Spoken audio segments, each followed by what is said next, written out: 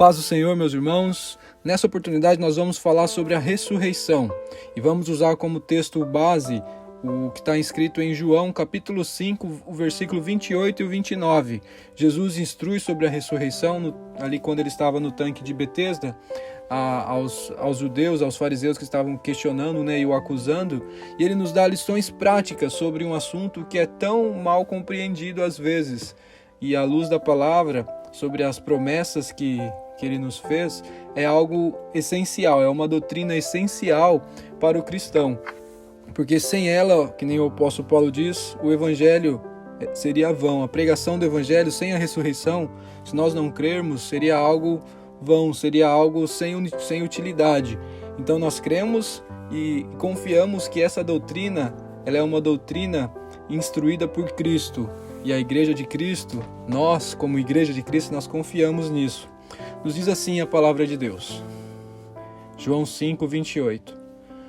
Não vos maravilheis disto, porque vem a hora em que todos os que estão nos sepulcros ouvirão a sua voz, e os que fizeram o bem sairão para a ressurreição da vida, e os que fizerem o mal para a ressurreição da condenação.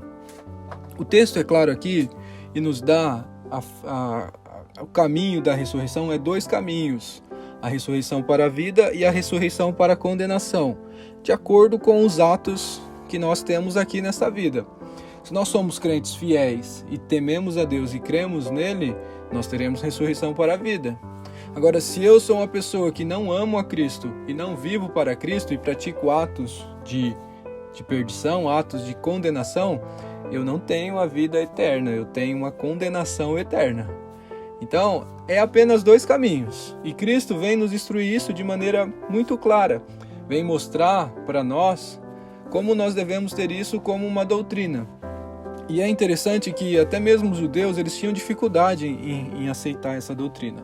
Porque se você vê os discípulos de Jesus, Tomé, quando o povo falou que Jesus havia ressuscitado, ele falou assim: olha, eu só vou crer se eu colocar o meu dedo nas feridas no lado dele, aonde foram cravados os pregos.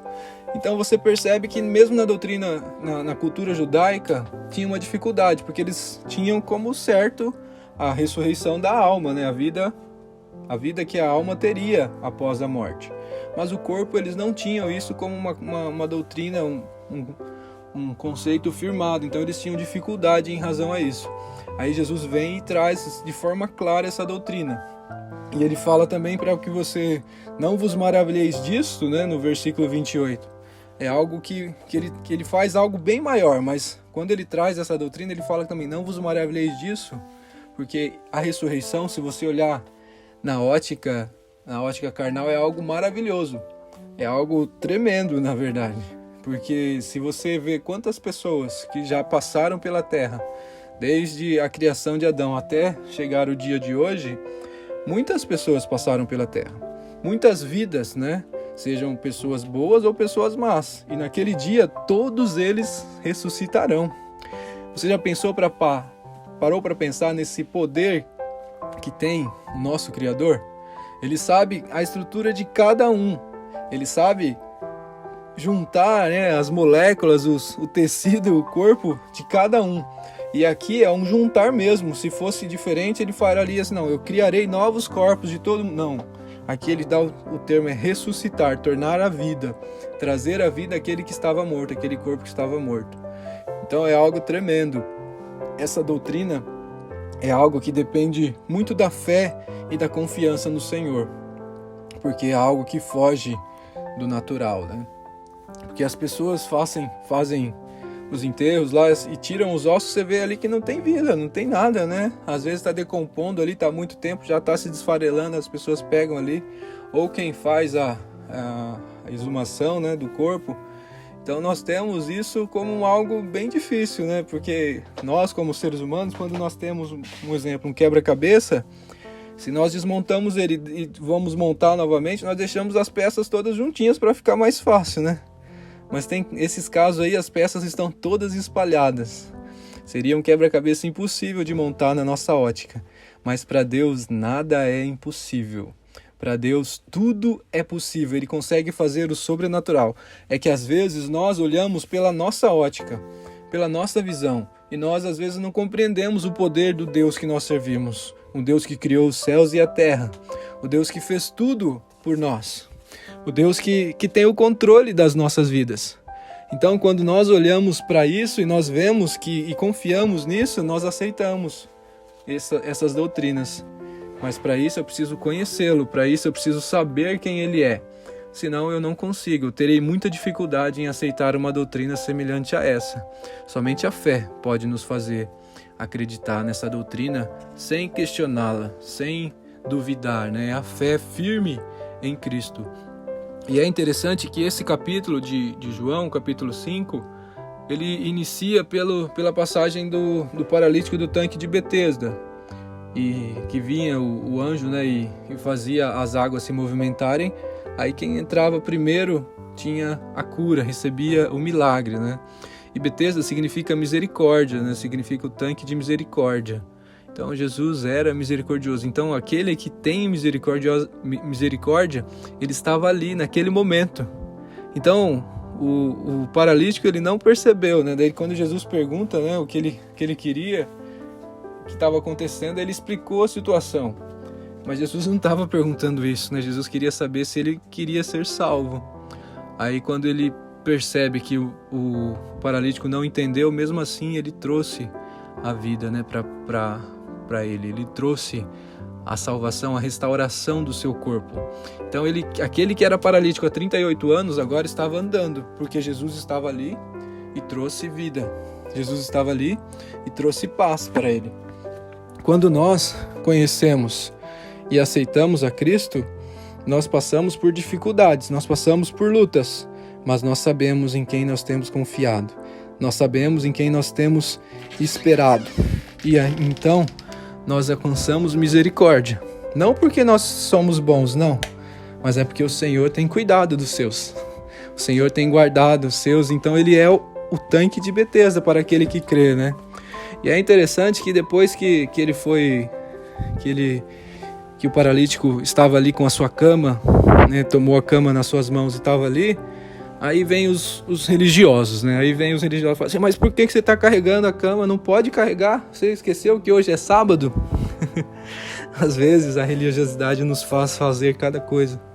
Então quando nós não percebemos o que realmente vale, o que realmente é essencial para a vida, né? E não era uma pessoa estranha, era um povo semelhante a ele ali, era o mesmo povo, e mesmo assim ele não estava feliz com a bênção, né? Ele não estava feliz com o milagre que ele tinha acabado de receber, eles estavam acusando. Mas por que você está carregando aí?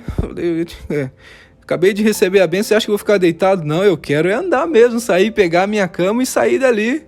Mas não é lícito, porque é sábado. Ele fica preso na religião. Às vezes tem pecadores que se arrependem e vêm para Cristo.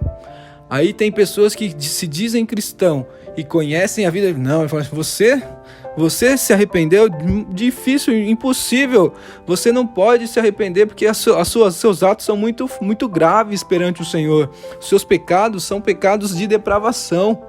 Mas saiba que o mesmo Jesus que fez o paralítico andar, que levantou ele ali e teve misericórdia dele, ele tem misericórdia da sua alma. Ele tem misericórdia da sua alma.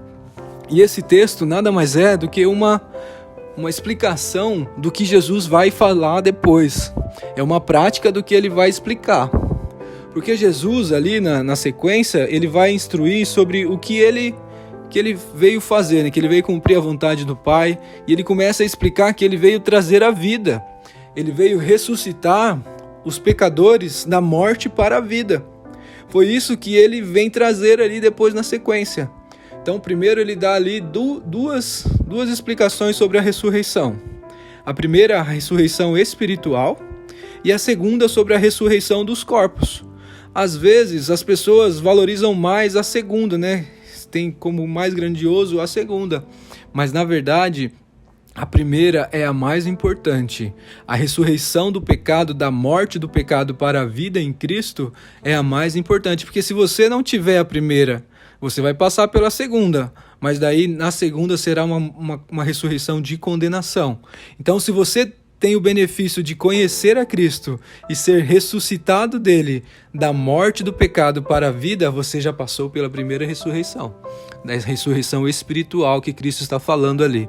E é algo tremendo, é algo que Jesus fala com confiança, que ele fala com autoridade, porque ele é a própria vida. Ele vem falar assim: como o Pai tem poder para dar a vida, eu também tenho poder para dar a vida a quem eu quero. E você vê que está nas mãos do Senhor, está nas mãos do Senhor aceitar o pecador. E nós, como pecadores e conhecedores da nossa miséria, do nosso pecado, nós nos rendemos a Ele e aceitamos a misericórdia dele, como aquele paralítico que estava ali na beira do tanque. Nós também temos vida. E não deixe que o mundo te acuse e fale que você não merece, porque você não merece mesmo, mas é o sangue de Jesus, é a graça daquele que tem poder para vivificar, que merece toda a honra e toda a glória. Essa é a primeira ressurreição. Aí a segunda ressurreição, ela nos traz sobre a ressurreição dos corpos mesmo, né? A ressurreição após a morte e a ressurreição dos corpos para a vida, ou a ressurreição para a condenação. Então essa segunda ressurreição é algo que às vezes nos traz dificuldades de compreender, nos traz dificuldades de aceitar, porque é algo muito complexo, igual eu falei no início. É algo que transcende a capacidade humana, mas nós estamos falando de algo divino, de uma doutrina instituída pelo próprio Cristo. Nós estamos falando sobre algo que Ele colocou, que Ele nos trouxe, que Ele nos fez saber e que Ele passou por isso, Ele já viveu isso, Ele já aplicou isso. Então nós temos apenas que ser confiantes que a primícia que foi Cristo já fez. Ele já passou, ele já venceu a morte, ele já ressuscitou, está à destra do Pai. Nós também cremos que nós passaremos pelo mesmo caminho e o Senhor nos dará vitória, ele nos dará vitória. Mesmo que na nossa mente seja improvável, seja impossível que todos os corpos de toda a humanidade, de todas as pessoas que passaram pela face da terra serão ressuscitados naquele dia, seja para a vida ou seja para a condenação. Todos estarão diante do Pai e serão julgados após a ressurreição. Todos terão a sua sentença de acordo com as obras que praticou. E isso nos faz questionar, nos faz refletir sobre o que eu estou praticando, sobre o que eu estou vivendo. Porque se eu acredito nessa doutrina e eu sei que ela é real e eu creio em Cristo, o que eu estou praticando? Porque se isso vai chegar, se esse juízo e essa ressurreição chegará, o que eu estou praticando? O que eu estou fazendo para dizer que eu amo a Cristo e que eu vivo nele e que eu confio a Ele? As obras que eu pratico são coerentes com o arrependimento, com a minha confissão, a minha crença, a minha fé em Jesus Cristo? Porque no mesmo capítulo Jesus vem e instrui que ele veio para trazer vida àquele que cresce nele. Em verdade vos digo, aquele que crê, ainda que esteja morto, ele viverá. Aquele que crê, ele não passará pela morte, ele viverá. A morte que ele cita aqui é a morte do pecado. Então você não passará por isso, você terá vitória. Então, se você crê e confia nisso, você vai mudar a sua forma de agir, você vai mudar o seu modo de pensar e vai ter o desejo voltado para as coisas de Deus, para as coisas da obra, de realizar a obra de Deus, de cumprir o desejo dele, de Deus, do reino de Deus. Então, se você entende e conhece e vive dessa maneira, a ressurreição vai ser algo glorioso para você. E você sabe que você está lutando. As dificuldades dos pecados continuam te assediar.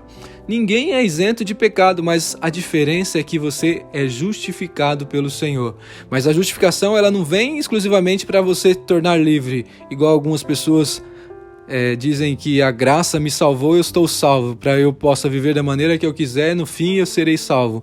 Não, a graça ela te salva, realmente, você não tem mérito na sua salvação, mas a salvação, a sua fé em Cristo faz você produzir obras dignas de arrependimento, obras para a santidade. Aquele que foi justificado pelo Senhor, por Senhor Jesus Cristo, ele produziu obras de santificação, ele produziu obras de vida através da vida que Jesus trouxe a ele, a vida que foi aceita por ele, é algo que ele continua a produzir frutos. Então, aquele que produz frutos verdadeiros, esses são aqueles que são fiéis. Aquele que produz coisas boas, que nem diz o texto.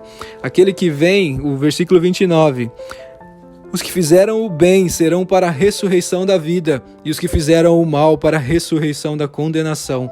Então, a partir do momento que você sabe que Jesus veio para trazer vida, e que você entende e conhece a palavra de Deus, como você pode viver dessa maneira?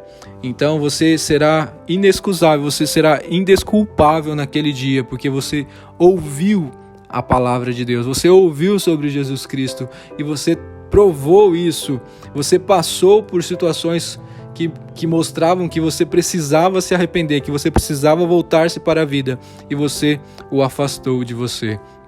E você fugiu de realizar a vontade dele, você negou a Cristo. Essa é a verdade. Quando nós recusamos a praticar as obras dele, você está o negando, você está dizendo que você não tem apreço por aquilo que você gosta, por aquilo que você diz que ama. Porque quando eu gosto de algo, eu vou fazer de tudo para estar ali.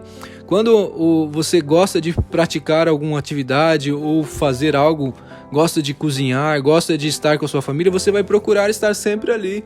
Se você diz que ama Deus e vive para Deus, você vai gostar de estar na casa dele. Você vai ser o primeiro a auxiliar na obra do Senhor. Você vai ser o primeiro que vai ter desejo de cumprir a vontade dele, porque você sabe o que ele fez por você, e você entende o sofrimento do seu Salvador na cruz por você, e você vai desejar fazer algo que esteja ao seu alcance. Você não vai medir esforços.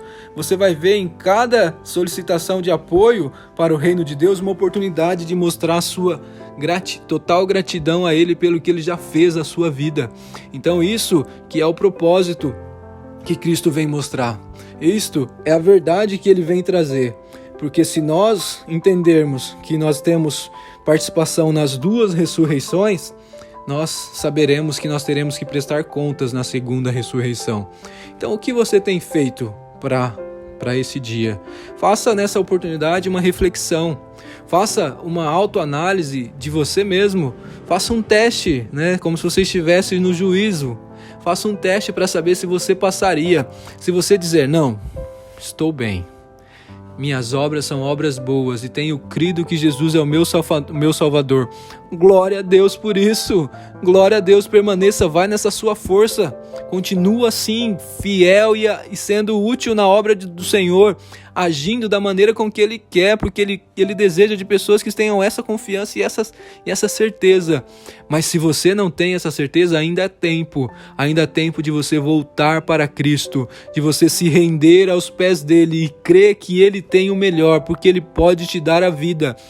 Aquele que vem ao Pai, de maneira nenhuma ele lançará fora. Aquele que vem a mim, de maneira nenhuma eu negarei, porque ele está de braços abertos para receber-me.